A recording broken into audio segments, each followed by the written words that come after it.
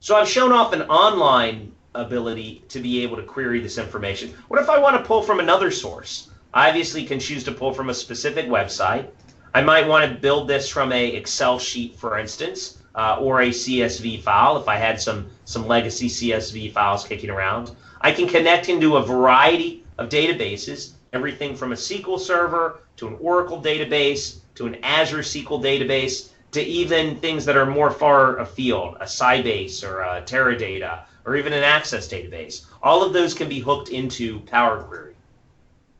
When you start looking at some of the other items, I've got some items from SharePoint. I could hook into a Hadoop. I could actually pull from Azure Blob Storage or even AD Exchange or SAP. All of those different systems allow me to pull data from my environment. Let's say that I've made a couple of pulls in the past and I want to go back to them. I can just go to recent sources and see that list of all the data sources that I pulled from. So I've got one here at the top that is actually connecting me to my CRM system.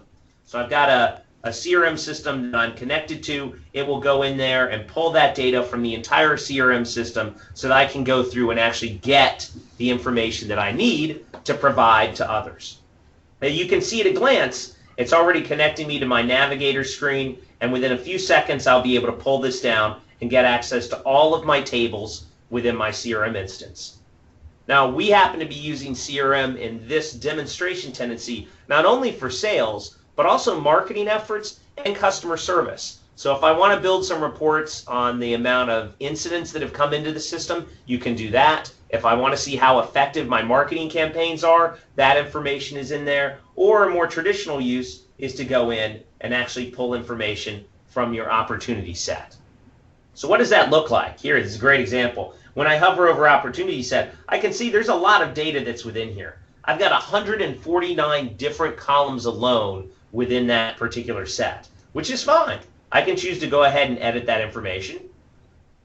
If you look at that, this will bring up all of the different potential columns that I have access to. This can be overwhelming. And you'll notice here that the query editor actually truncates the amount of data that it pulls precisely because it doesn't want to overload you with data. If you're tagging into a 10 gigabyte database or a 20 gigabyte database, rather than waiting to download the entire database, it will actually do a subset of the data to get a list of all the columns, enough for you to provide and maintain the transformations that you're going to do without having to download all of that data.